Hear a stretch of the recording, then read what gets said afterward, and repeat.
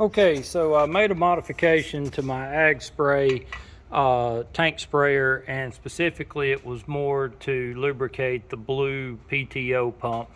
I've got my hoses disconnected from the pump, but just ignore that. That's not part of the modification. I'm just replacing those barbs.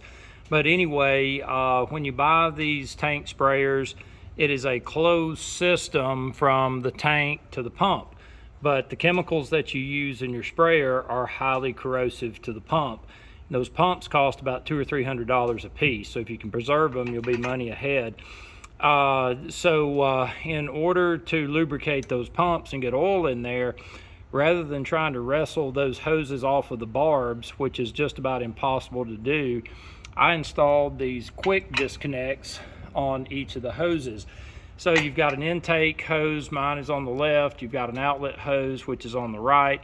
And what I did is I installed a quick disconnect on the intake, quick disconnect on the output, and then at the end of the day, I will disconnect those hoses, put them both in a bucket of oil or transmission fluid, engage the PTO, and just cycle the oil through the pump.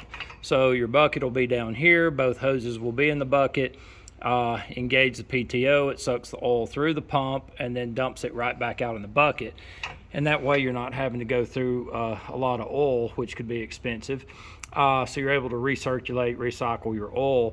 A couple of tips on this. First of all, before you disconnect your hoses, there will be a ball valve underneath your tank that you can shut off, and that way the expensive chemicals that might be left in your tank you can save until next time. And then also I made my connections as close to the tank as possible. The reason I did that is you're going to need a lot of hose coming out of your pump in order to reach your bucket of oil.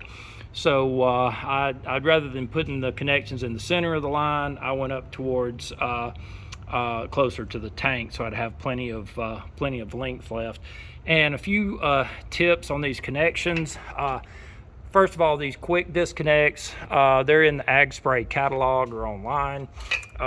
And as you can see, rather than wrestling barbs, I can really do this with one hand.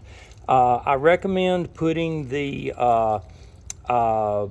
male end on the pump side, and that way when you put it down in your bucket of oil, you don't have all that hardware on the female side down in your oil. So it's a little cleaner to do it with the male end on the pump side. Another thing on these quick disconnects, I would recommend using a zip tie to prevent a stick or brush from snapping those things loose while you're pumping. You might even put a little yellow key tag on your intake zip tie that says something like shut off valve or shut off ball valve. That way it's always a reminder to shut off your ball valve underneath the tank before you disconnect it and lose your chemicals. Also, I did have to purchase a set of hose clamps, so that'll be 2 per hose because you are splicing into that hose and you're going to need additional hose clamps. So I think that'll help to save you money in the long run because those pumps are rather expensive. I cut the hoses with a hacksaw. There's no metal braid inside these hoses, but it is some really thick rubber with some rigid plastic on the outside, at least on the intake side it is. And so the hacksaw made a quick, clean cut. And so that would be, rather than a knife or a box blade, I'd recommend a hacksaw. And so that's about it. Entire job takes less than 30 minutes, and it'll really save you a lot of money and save your pump in the long run.